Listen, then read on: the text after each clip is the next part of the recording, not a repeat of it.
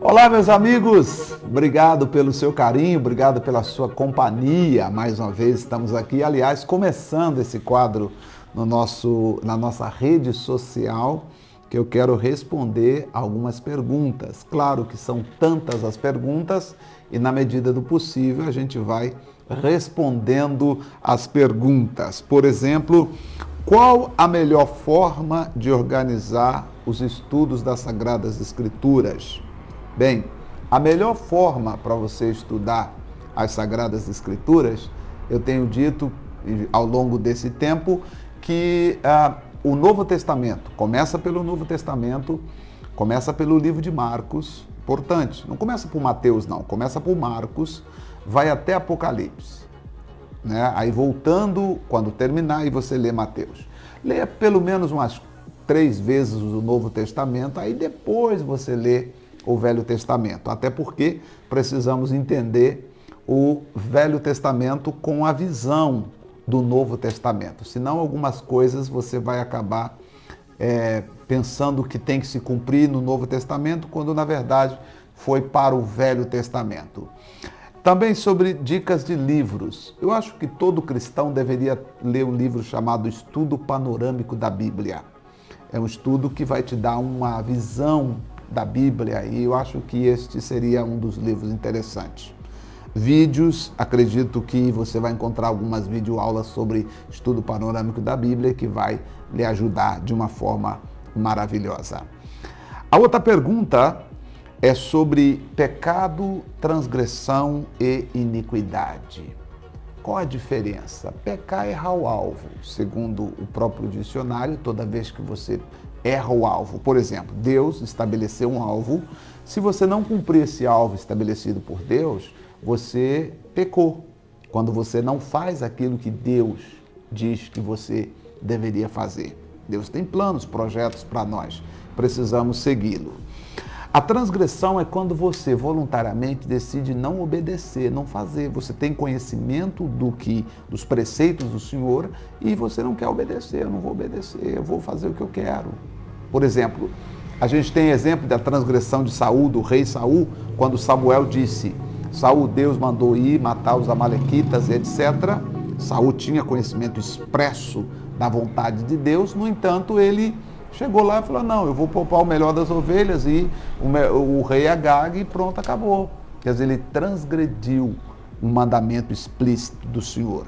Já a iniquidade, né, que a pergunta foi pecado, transgressão e iniquidade. A iniquidade já é um desejo mau do coração. Quando a gente fala de iniquidade, já é um mal oculto dentro do coração, da natureza do ser humano de querer fazer o que é mal aos olhos do Senhor. A outra pergunta, a pessoa pergunta o seguinte: pastor, se eu não fizer a obra de Deus, né, se eu negar o meu chamado, mesmo assim, eu vou para o céu? Bem, depende do que a pessoa entende como chamado, porque hoje, com o advento do crescimento da igreja e dos movimentos, há muitas pessoas que entendem o chamado como, por exemplo, eu sou chamado para tocar violão, sou chamado para cuidar da escolinha, o meu chamado é ficar na porta, o meu chamado é ser obreiro. Depende do que você entende por chamado. Eu entendo que todos nós fomos chamados para fazer uma obra para Deus. Agora, eu também entendo que Deus tem chamados específicos, que são os chamados para o ministério. Eu acredito que você deixando de fazer aquilo que Deus te chamou para fazer, você vai perder a recompensa daquilo que Deus havia projetado fazendo aquilo que você gostaria de fazer. Eu não poderia dizer que você vai perder a salvação por não fazer por não cumprir o seu chamado. Agora, entendamos que ao servo inútil, Jesus disse: lançai o servo inútil nas trevas. Então, depende, eu acho que teríamos que conversar um pouquinho mais para saber que tipo de chamado. Por exemplo, eu sou pastor. Eu acredito que se eu deixar de ser pastor, e eu não vou para o inferno por deixar de ser pastor, mas eu acho que eu vou ser responsável pelas almas que eu deixar de ajudar. Entende? Né? De repente Deus te chamou para outra coisa, porque vários chamados, né? Nós temos. Tem uns que têm chamado para ser médico, para ser enfermeira, para ser contador, para ser, sei lá, trabalhar na esfera judicial, enfim. Cada um tem um dom de Deus, né? Então, hoje, se tudo é chamado, a pessoa acha que tudo dela é chamado, eu sou chamado, e alguns até chamam, faz o que nem foi chamado para ser, mas é outra história. E como fazer uma consagração por outra pessoa, que seria o jejum, né? Como é que eu consagro? Bem, eu tenho feito nas quartas-feiras um jejum de 12 horas pela igreja, orando pela igreja. Como é que eu faço? Durante esse período de 12 horas, eu oro, peço a Deus para abençoar as pessoas. Geralmente eu faço de 9 da manhã até as 9 da noite. Passa um pouquinho, porque a gente termina o culto, vai atender as pessoas e acaba saindo da igreja mais tarde. Mas durante esse período eu oro pelas pessoas, a minha intenção, meu coração, minha mente está voltado para Deus naqueles momentos ali, orando, pedindo a Deus pelas pessoas. Portanto, o jejum, você tem que ter um tempo determinado para começar e um tempo determinado para acabar.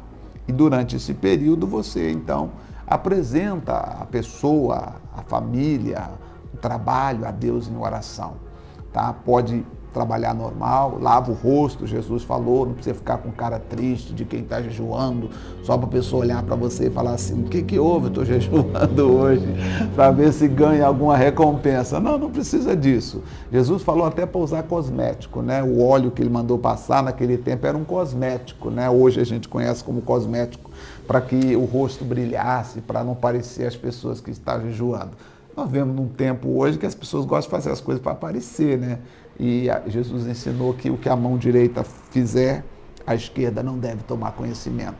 Mas sobre o jejum você pode trabalhar normal.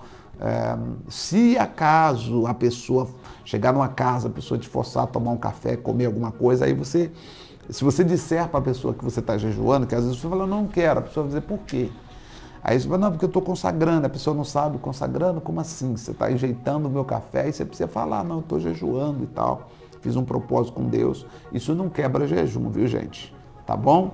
Espero ter lhe ajudado por hoje e espero a sua pergunta para que nós possamos, no próximo domingo, trazer aqui para você a resposta da sua pergunta. Então, não perca, todos os domingos estaremos aqui falando um pouco sobre as perguntas que as pessoas têm mandado, tá bom? Se você tem alguma dúvida, deixa nos comentários aí, que a nossa produção vai estar anotando e trazendo aqui para que eu possa responder. Deus abençoe a todos, obrigado pelo carinho. Se você gostou, compartilha aí, não esquece de ativar aí, subscrever, né, para você poder estar recebendo sempre que nós publicarmos um vídeo novo aqui no YouTube, você está recebendo a notificação, tá bom? Um abraço, obrigado e até o próximo encontro.